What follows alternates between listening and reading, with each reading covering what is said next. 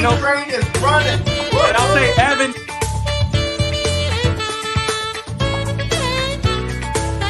That's good. You're sore, but I don't have to be. It's a win.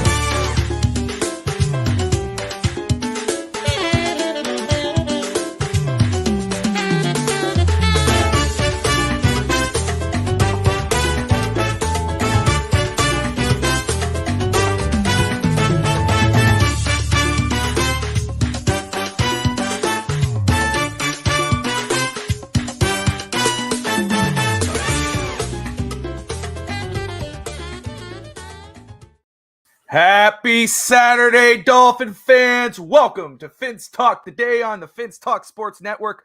I'm your host, Bobby Fins Talk, joined by the one and only Fish Tank Hank. What's up, Hank? Yo, it's going great for the off season so far. You know what I mean? What do you mean? I went gambling last night, but it didn't go so good. I kind of lost. But that's a nice part about the Miami Dolphins. What they're doing right now, they're not gambling. They're going after people. And we're going to talk about that like you had told me earlier. Yes, we are. You know, it's been, 1 week since they fired the defensive coordinator, Josh Boyer, after an up and down season. A lot of fans were calling for some heads, and they said, okay, we're letting go of our D coordinator and some defensive coaches. And the main popular name is Vic Fangio. We know that. We're waiting. Something might happen as soon as we're doing this show. Yeah. But I think it's going to happen today, whatever happens. You think it's going to happen today? I have a feeling it could be today. We know. Not tomorrow. I don't.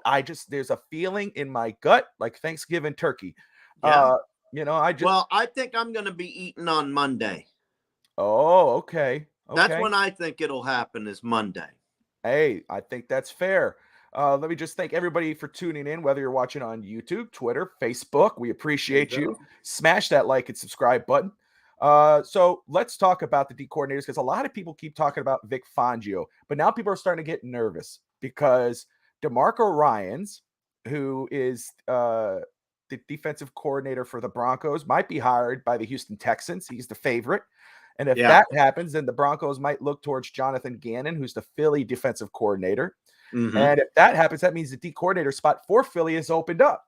And Vic Fangio is a serious contender for that spot, especially since he's from there. So a lot of fans are getting nervous, and I understand it. Fangio is the real deal. He's the veteran coach, but he's also a great D coordinator.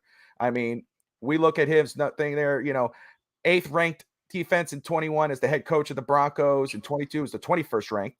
2019, Hank, 12th ranked defense. Chicago, 3rd, 10th, 12th, 15th.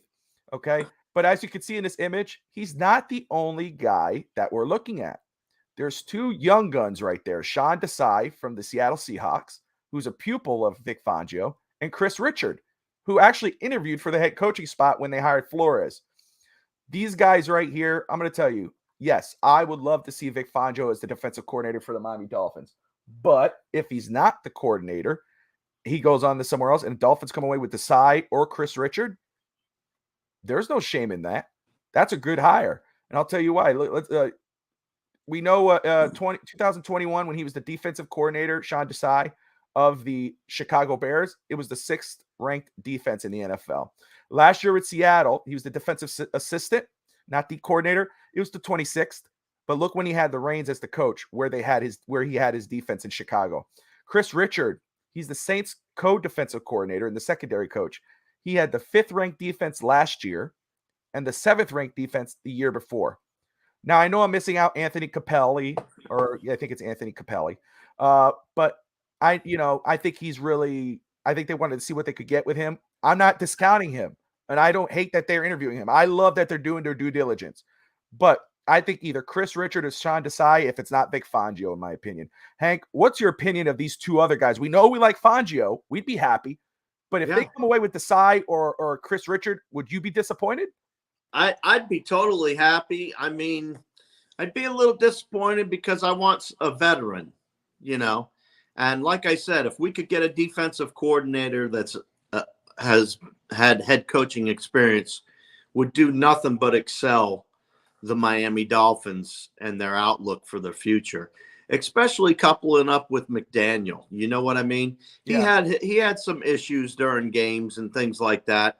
And having somebody next to him that's been there and that's done that kind of thing would help him along too. Not only that, McDaniel would help whoever the defensive coordinator that was an ex-head coach coming in, because he would learn a lot of offense from McDaniel probably. So that's where I don't mind the younger guys coming in too, because they'll learn both sides and maybe one day become a nice head coach themselves.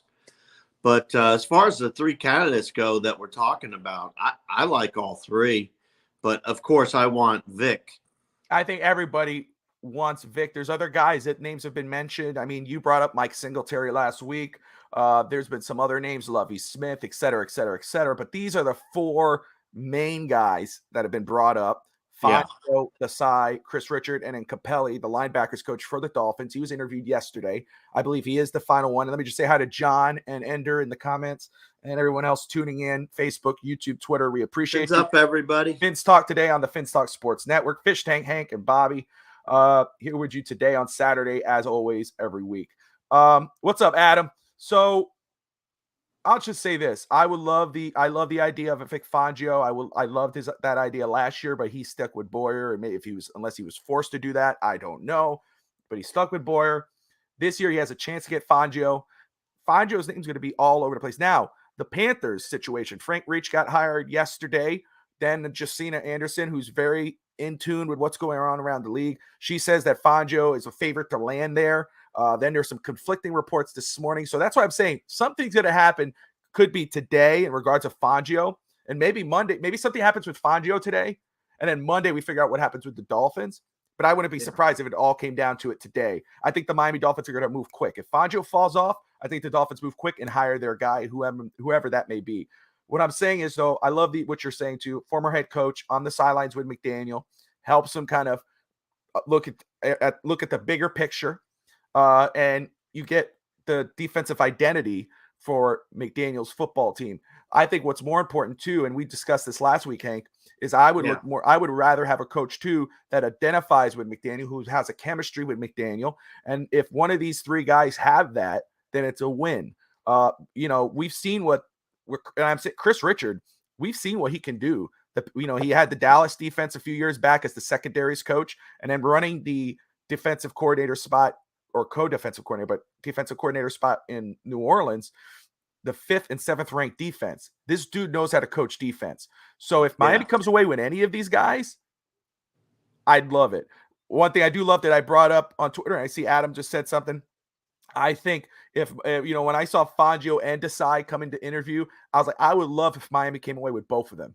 Somehow, some way, said, hey, you're the D coordinator, Fangio, and this guy's the defensive co or assistant, whatever, bring him in. And when Fangio either gets a head coaching spot or retires because he's older, you got Desai right there in their wings. So it's a wait and see. I'm okay with any of these guys. Capelli, I'm not hating on. I just think it was a courtesy call. But if I know some fans will blow up if he's the defensive coordinator because they go, oh, it's Josh Boyer. But one thing I will say about Capelli when I was watching, I could be butchering his name, so forgive me. But the one thing I noticed about him when I watched one of his press conferences recently, Fish Tank, was that he came off a lot like McDaniel. Very energetic, very friendly with the media. I could see where McDaniel is attracted to that as a partner on the defensive side of the football. So I don't know if that has anything to do with it, but I did see where the attraction could be to say, hey, let's interview him because I might be able to gel with this guy. So I'm not hating on Capelli if I understand it. I wouldn't like it. That's not my preference, but I wouldn't hate on it. I'd give every candidate the benefit of the doubt. You know what I mean? Yes, sir. Because it's ultimately up to the head coach to make sure that things are done right. As far as bringing in somebody, that's obviously going to be the GM and the head coach coming together for the defensive coordinator. The question that we have is, if Vic goes somewhere else, then why wouldn't he want to be on the Dolphins and be on the Panthers instead would be my question, Bobby. Why would he want to go to the Panthers instead? That's a great question. I don't know. I understand the Philly. I just don't see it, is Philly what I'm connection. saying. Yeah, I understand the Philly connection. Maybe he has a relationship with Frank Reich, which is a great hire. I think Wilkes kind of got screwed though, but I mean, it is what it is. But I understand the Philly one more than I do Carolina. But I think that's why I'm telling fans just to chill. Let's let this process play out. Let's not hope Miami throws the book. I mean, yes, it would be a huge hire if they bring Fangio, big time. Yeah. That would be a great splash for the offseason and a team that's very good with splashes. But I think Desai or Richard as your other options, if that's the case, that's a win. I would be very happy with either of those two guys, if not Fangio. So we'll wait and see. Guys, put in the comments there who's tuning in right now. Who would you want to see as your defensive coordinator? I know the favorite's probably Fangio, but maybe you want to surprise us. Maybe you say, hey, you know what? No, I like Desai, or I like Richard. Or I like Singletary. I mean, that's all right. I'm with you. It's not going to happen. Not going to happen. Hey, Brian Flores? No, I'm just kidding. I know somebody said that. No, don't do that. I'm just playing. Let's move this right along. And you guys put your comments. We will respond as we get going. But last night on the Draft Talk show on the clock, we discussed offensive linemen because, Hank, for the second year in a row, well, not only the second year in a row, this has been multiple years. Let's be real. We're talking offensive line for the Dolphins. Last year, Hank, you and I previewed what we would want in free agency. We did a whole board. I actually still have the board there. You were saying Terran Armstead you had his name on that list. I had Trent Brown. I was like, man, I think a right tackle was more important, especially if you have Tua. They go out and get Armstead. They get Connor Williams, the 11th best guard in the NFL. They make him the center. Now, he did have a few high snaps and whatever, but he did a pretty damn good job this year as the center in his first year full-time as center. So he might be better as a guard, though. So. He might be better. We're going to talk about that. We're going to say what Miami can do to kind of – it's like a little puzzle, and we're going to play around a little bit. I will say, so right now, obviously, the needs, as always, for offensive line, we obviously need to look at left guard if Connor stays at center. We need to look at right tackle. Yeah. Or we could look at a center and kind of play around with these puzzle pieces. We looked at the draft yesterday, and there are some good pieces in the draft. But I would feel more comfortable if the Dolphins look towards free agency for offensive linemen, Hank. My opinion, you tell me if you disagree. I prefer free agency because I don't trust our general manager when it comes to drafting offensive linemen, Eichenberg, Austin Jackson, etc. So we haven't been that good the past 20 years with Chris Greer running the helm on personnel with the offensive line. It's just sucked it up. You might as well go somewhere else and look for some quality folks to bring in. I would rather go Miss Finn's. Miss Finn's in the house. Go check her out. Go like and subscribe to her channel. One of the best, nicest people on the Dolphins stratosphere in regards of podcasts. So I agree. I think I would prefer they go the veteran route for offensive linemen than go through the draft. We need to get veteran mindsets, and you could build the draft in regards to the draft. Look towards adding depth to the roster. You see an offensive lineman who's there in the third round. I went over the draft picks yesterday. I don't know if I still have that. I do. We had the 51st overall pick in the second round, the 77th, the 84th in the third, the 164th in the sixth, and the 216th. Miami could add to that if they trade a couple players. There are some players that you can move, or you could probably move down for 51 and get a couple more picks. I don't hate getting an offensive lineman, but you're not going to get a starting offensive lineman with those picks unless somebody falls from the first round. So get your starters in free agency and get your depth in the draft. And maybe go best player available. If a guy, like I said, I'd rather Dolphins be more conservative in free agency.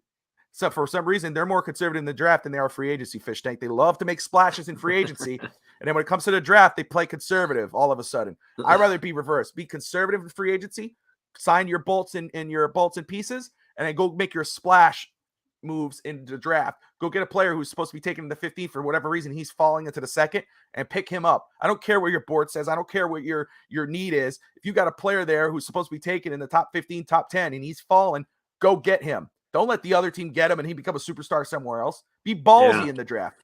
But you know me, I'm hoping that we trade back on 51. I know that. Yes. Because if Miami needs anything, it's depth. It's depth. And you're not going to get that in free agency. You just don't have enough money to do it. Okay. That's the first part of it. The second part of it is you've got to trade back and get more picks if you expect to have any depth. And depth is good because we're talking usually third, fourth round players we could be picking up. I mean, all the way up to fifth, you have great potential from third to fifth of picking up players that will become starters. Now, they might not be, like you said, the first year, and that's why you plug and play the free agents that you can get, and then you add the depth behind it with the draft. So I really like trading back for that reason. And, you know, if Miami doesn't trade back this time, I'll be a little disappointed because I'm really concerned more about our GM coming and taking our draft picks for the following year. And the reason why is because he might try to get the job done now and save his butt. That is a good point. And I think you have a right to fear that because it was Steve Malloy of Real Talk Fince Talk. He texted me the other day. We talked about it on his show. He had asked me, he said, he saw somebody say that Dolphins have a 3-year window. Do I think that's the case? No, I don't. I think the Dolphins have a 1-year window with a hard reset. And that's because of Tyreek Hill. When they traded for Tyreek Hill, their window got a little bit smaller because, again, this is not the first time the Dolphins got a star receiver for their young quarterback. Brandon Marshall, Chad Henne, Mike Wallace, Ryan Tannehill, Tyreek, Tua. What happened after 2 years? Those guys got moved. Your window is very small. Tyreek could take losing or getting one and done in the playoffs or not making the playoffs for too long. He's too big of a player to stand on the sidelines during the big games. So Miami has to do something. Now, the scary part of that is what Hank is talking about, and I agree with you, Fish Tank, is that could make Chris Grier go, oh my gosh, well, first off, it's a 2-year window, a 1-year reset. I got to do something now because I'm out of here after 1 year, hopefully. Yeah. Stephen Ross. So you're right. You could. That's why I say, I don't know. If we don't go deep in the playoffs, Bobby. Yep. Chris Grier's gone. Yeah. And he knows that. If he doesn't know that, he's a fool. He better either trade back, which I really hope he does. I really don't want him taking those picks. Well, that's why for me, it's more of like, again, make the conservative signings in free agency. Be smart. Get those guys that could last the season. Get those guys. They're not going to cost you a penny. A couple. I say some that would call on discounts rather than go somebody. I know people say Saquon Barkley and those other guys, which is all great names, but I would rather wait and let those prices drop and then go get yourself one of those running backs, whoever's still on the market after the draft. You got what's negative 16 million, or excuse me, negative. That's above the cap. The Dolphins are about $16 million overdraft, basically. If they could restructure some contracts, a few contracts, or make some moves, they could get about $44 million under the cap. That could make some noise. It's not going to get you some superstar. You don't want to spend, if you have $44 million in cap, you don't want to spend $15 million on a Saquon Barkley, not when you have so many holes on your roster. So AFC or bust for the Dolphins next year, after Troy says. Yeah. You know what? Hey, again, the window. I agree. When the Dolphins traded for Tyreek Hill, it's not Tyreek's fault. That's the Dolphins saying we want to go all in. When they did that window got so much closer to closing that Miami now has to make the right moves in order to make it deeper in the playoffs.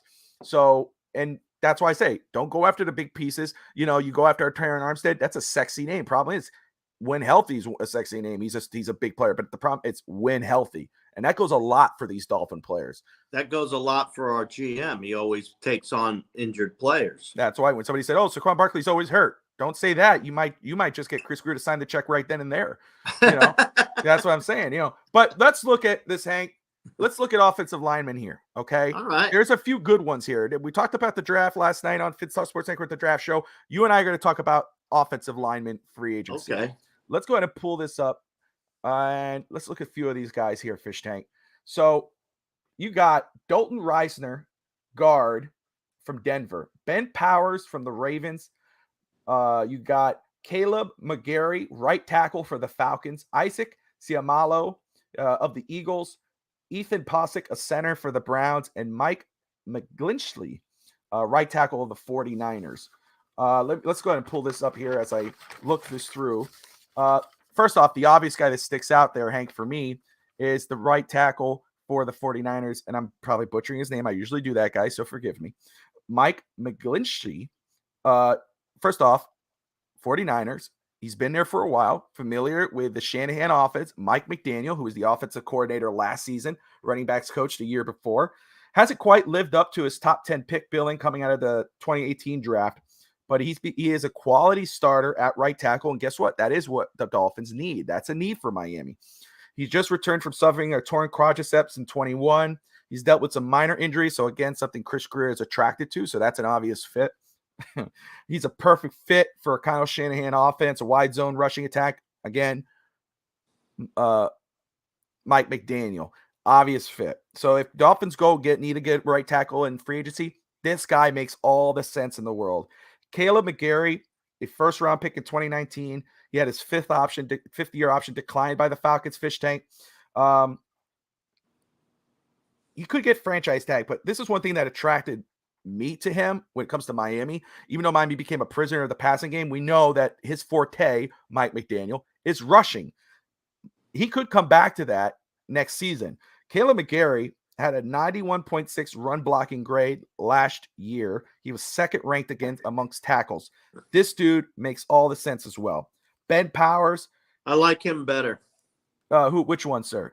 Mike? McGarry. Oh, McGarry. Gotcha. Okay. I like him better than the 49ers, McGlinchey. McGlinchey, yeah, and he had a very good year, run-heavy offense, but he also had a good grade, about a 70 pass-blocking grade last year. I think he'd make a lot of sense as well. Ben Powers, Baltimore Ravens offensive guard, 86.5 pass-blocking grade. He's got better, 6'4", 338 pounds. He's a behemoth, and he struggles a little bit as a run blocker, but, he is a quality starter. Isaac Siamalo, could be butchering his name, so forgive me. He missed some time last year, in 21 with some injuries. He played last year. Injuries, again, something that our GM is attracted to.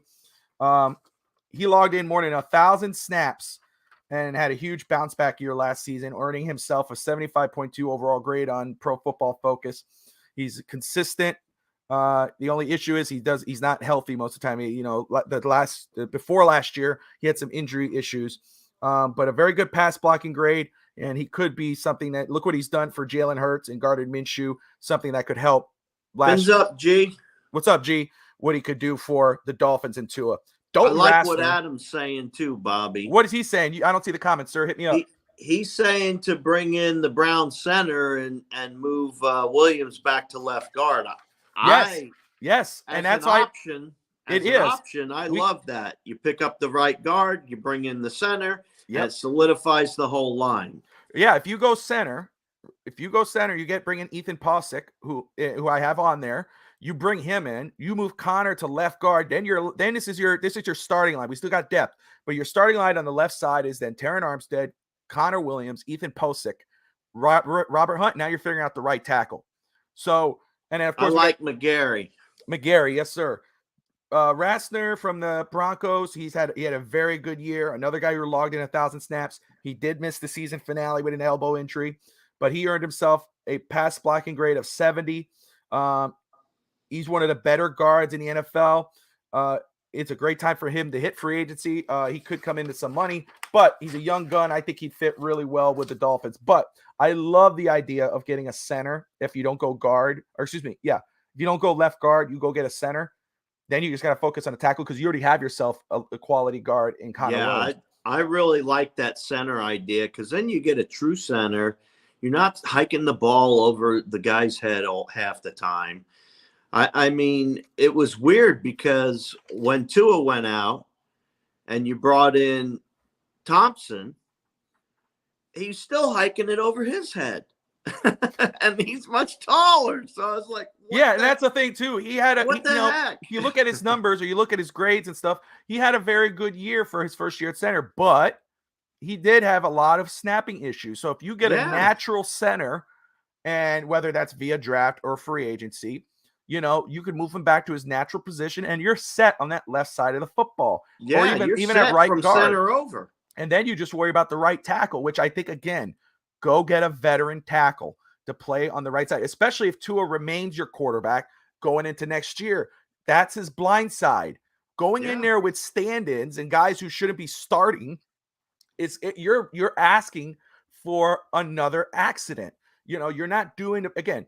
Nobody can deny it. Wherever you stand on Tua as a starting franchise quarterback is hearsay when it comes to how the Dolphins have treated him throughout his career. They have done him no favors, and especially last year when you think about all the pressure. He had a very good year. He only played 13 games, which is not good, but that injury things, there's another problem. But when he has injury history, now concussions, it could be an issue. You need to get the best offensive line possible to show that you're giving him his best opportunity to succeed. If you go next year with a stand-in right tackle, you go, I trust my guys, you're BS. You deserve not to have a job. You got to have the best offensive line possible to put together for your young quarterback if he remains the quarterback. And you have enough talent on the team where they can compete for that left guard too right now. Oh, yeah. You do have enough talent where they can compete for that. We have players that can go for that. If it was me personally, I wouldn't go for an offensive guard anywhere. I wouldn't go for it. I'd either go for the center and the right tackle. That's just how I think I would do it. You go center, get a free agent center, maybe Ethan Posick. There's other guys there, but you get a free agent center. Move Connor Williams to left guard. You're set right there then go get that right tackle. And you immediately have depth. Yeah, and then guess what? When you're in the draft and all those spots are kind of filled up and you're not spending the bank, breaking the bank, now if you go get another one of those falling guards or tackles or whatever, that's just money. Exactly. Now you're not trying to – now you gave time to someone like an Eichenberg or a Jackson, just saying in regards of a rookie player, time to grow instead of rushing them in and now they're bust after their first couple seasons. I like DeJuan Jones from Ohio. We talked about him. Kaslin's talking about. But, if you trade back, you're not going to get him. Yeah, and that's the thing. And I don't know that he's going to be there at 51 either. 6'8", 200, some odd, but the dude's a beast. He may need to, try to lower his weight. I know he's 300 something. I'm sorry. He may need to drop some weight, but he is a monster. And if Miami could land him, I would love that on the right side. There's a lot of good players in the draft, but I would rather Miami fix the offensive line via free agency because I don't trust our management team with the draft when it comes to with offensive line. That's just me. We talk about DeJuan Jones. If he's there at 51, Miami's going to draft some guy who should have been undrafted. So, it's just what it is, the way it works sometimes. Yeah, that's why you just bring in a veteran at center, move him over. And that's Troy, right. There is no time to develop offensive linemen with the current win now window. I agree with that. I think, but that's my point. If you go into next season with free agent offensive linemen, or go sign free agent offensive linemen who already know how to do the job instead of developing them, then when you draft the guy, if you draft the guy in the draft, you don't have to rush him to be a starter. You got time to develop him in the back. And your team is making a run. And then when Armstead decides to hang it up, or he gets hurt, then you got yourself a quality guy to come in and fit in for him. So but that goes back to you can trade back again and build up your depth once again. So, it depends on what the GM's going to do. Is he going to, like you said, Bobby, you'd rather him make a splash. Well, if that's the case, then he might as well use the picks from next In year. the draft. Yes. This is the draft.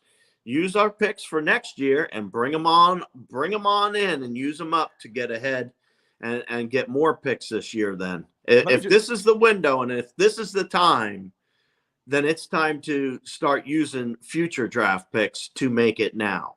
Gotcha. And Kesline, I just want to say, he will be talking about Deron Jones. He will be there at 51 unless someone reaches for him. Listen, the draft is so. First off, I love the draft because there are players that people will say, "Oh, there's no way he's going to be there," or "Yes, he will be there," and then it surprises you that some player is there that he shouldn't be there. I'd be surprised if he was, or another player of his quality. We talked about a few of them. I'll look at them up right now. Let's see here. Pull these guys up for a second. Unless I move the sheet out. There we go. We talked about a few of them, Fish Tank. And I'll just say, of course, and a lot of these guys more than likely won't be there, but it is what it is. But, things are crazier have happened. Paris Johnson out of Ohio State. Broderick Jones out of Georgia. That's a guard type player. That dude could play any position. Peter Skoronski. Andrew Voorhees, who I like a lot from Southern Cal. And Deron Jones. 6'8", 360 pounds. Beast. But, hey, if they're there, you got to consider them. Yeah. Again, that's my point. If you go, I'm not saying that I want the Dolphins to go through free agency to build the offensive line, but if Deron Jones or one of these guys, Andrew Voorhees, especially, are they sitting there at 51? That's your ballsy move. That's your splash. Holy crap. They already have an offensive line. They still drafted this guy because guess what? Now you got depth. Now you got a guy like Andrew Voorhees. Go linebacker or cornerback, but hey. Yeah, for me, yeah. See, for linebacker is another one. Linebacker and offensive line is free agency for me, Fish Tank. Tight end, corner is for me with the draft. That's where I would go in that direction, in my opinion. See, I'd like to just wrap it up like you said in free agency, wrap up the line. Yes. And then use those picks for other things. Let me see here. One thing I like about Voorhees, very quick, I talked about him last night, and I see you, Batman Pops, I'll respond right there, is that he's played every position. He's played center, he's played tackle, he's played guard, and that to me, I love position flexibility. When you can play multiple positions, especially with our offensive line, that works. So, so we're going to talk about Tua now. So let me just go with Batman Pops, who I appreciate you watching, brother. Alabama has shown that even with a top 5 offensive line, Tua will still find a way to get injured each season, no matter what. Look, no one could argue the history. But Miami can't control if Tua's going to get hurt again. The best way they can control that aspect is putting the best offensive line forward. Now, I think Miami should do their due diligence when it comes to the quarterback position. I think they are, despite what they're saying. I think Miami is considering their options. They're waiting and seeing. But I'm saying if you do go into next season with Tua as your quarterback, you got to have the best line prepared. If he gets hurt, he's gone. That's it. Exactly. I agree with that. If he gets hurt this coming year, we're talking concussion. He gets a concussion, he's gone. Yeah. I don't see him coming back in 2024 if he winds up getting concussed a couple times. That's it.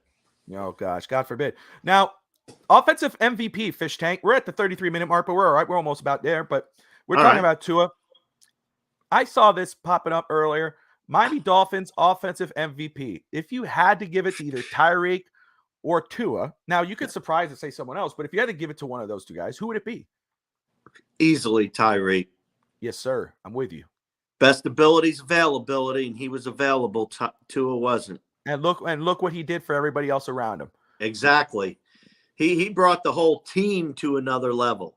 Yes. I think now, when do you get a wide receiver that brings the whole team to another level? You don't usually get that. It speaks to him too, being a superstar, a legit superstar in this league. And he works, man. He doesn't play around. He talks a lot of smack, but he backs it and he works hard, man. He works hard. And I know a lot of people will say, "Oh, what happened at the end of the season? He had only 70 yards, 50 yards." Hey, look, again, that's on coaching to me. And I ain't trying to rag on Coach McDaniel, but the defense has figured you out. They knew you were only going to Tyreek and Jalen Waddle. If you would have ran a balanced offense with a running game and a passing game, that would have been, you would have continued to be a lethal offense, except you're only a passing offense. Team, you don't have Kurt Warner back there. You don't have, which again, even with Kurt, remember we talked about the greatest show on surf last year, Hank, when we were trying to name this offense? Remember the greatest show on turf, which was the Rams, Terry Holt, Isaac Bruce, Marshall Falk, Kurt Warner. Notice that for a second. With those three guys, the receivers and the quarterback, that was amazing. But guess what? They had a balanced offense. They had a Hall of Fame running back. Yeah, I was about to say they had one heck of a running back. That was like having a coach on the field with them. Absolutely, and that's the point for Miami. Use that formula. About it. Yes, use that formula. Don't be just a passing. We know what you could do in the passing game, but guess what? Teams could stop that eventually. Yeah. You don't have it. You got to have a balanced offense. So, yes, I think Tua deserves a lot of praise for what he was able to do when healthy last season. He answered a lot of questions that he could be a quality starter in the NFL. But if you're telling me who's the offensive MVP, it's easily Tyreek. So I'm with Fish Tank all the way. He does so much for the team. It's not even funny. Absolutely. We'll make this one. Well, that's okay. But we'll make short, sweet. Tight end, Mike Gesicki. He said his little goodbye on Instagram a couple weeks back. He's hitting the free agent market. I think Miami should look towards the draft to take a tight end. I think there's a lot of quality starters. My favorite is Darnell Washington out of Georgia. Dude is huge. He can block. He can catch. He's amazing. Where do you see them picking him up? Well, he could be 51, but I would be surprised if he got picked before that because I think his stock's going to rise. I know Dalton Kincaid is a Kincaid. You're going to hear a lot about Hank. You've probably seen his name pop up. Very attractive name. His name's kind of jumped up off some boards out of Utah. Issue with him is he's another type of Mike Gesicki. Can't block, but an amazing pass-catching weapon. He doesn't fit with Miami. Michael Mayer out of Notre Dame, he could do it all. He's more well-rounded, but he might be picked before. Darnell Washington kind of got lost in the mix. If you look up his numbers, you're going to go, I don't know about him. But if you watch him, you'll see what I'm talking about. First off, when you're behind maybe the best tight end in college, and then those weapons on Georgia, you're not going to have a lot of opportunities to show off your pass catching skills. But when he did have the opportunity to do it, he showed that he could be one of the better pass catching tight ends in coming out of the draft. But that's not what sells me on him. First of all, he's 6'7". He's basically he's built. He's not. I'm not talking about girth when I say this. I'm saying about the stature. He is another offensive lineman. If you put him in your offense, he could block unbelievably. He helps in the passing game and the running game, but then as a pass catcher, he fits perfectly with what the Dolphins look to do. What's his weight anyway? Do you know?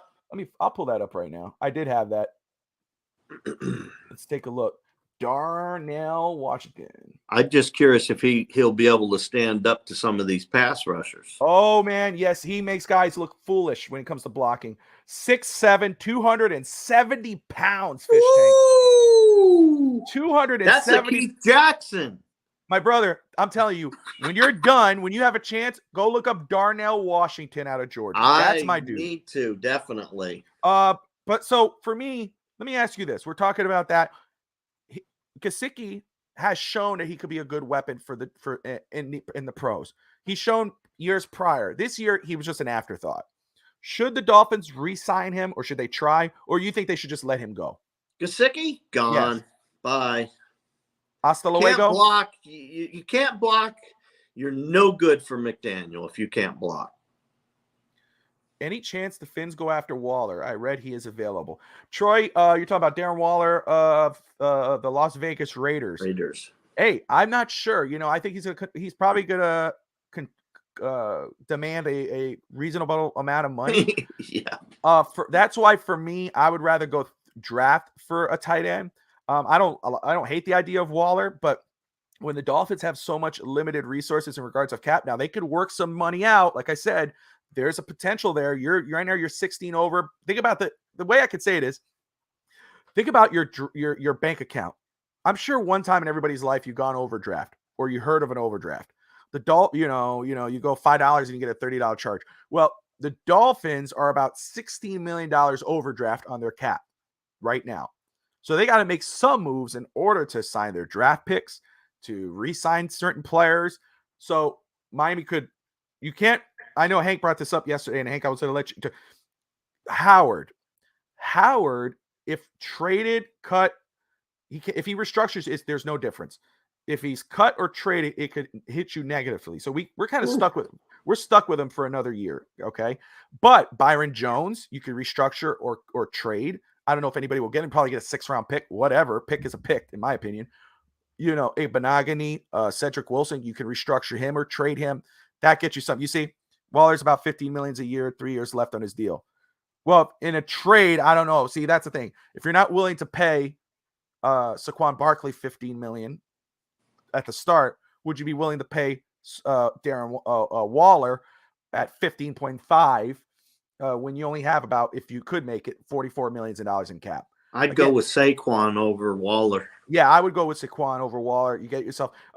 Dave Stager last night was saying that, in his opinion, he'd get Saquon no matter what, and then he'd go draft a running back in the draft, and you got your 2 legit backs in the draft. Because you already have 2 backs that you can have in the backfield with Wilson Jr. and Mostert. But those guys are free agents. It doesn't matter. They'll probably bring them back. They're going to bring one of them back, I hope. Yeah. Well, that to me is, I think you bring back Mostert. He looked really good when he had the chance, again, when healthy. And then you go draft the back.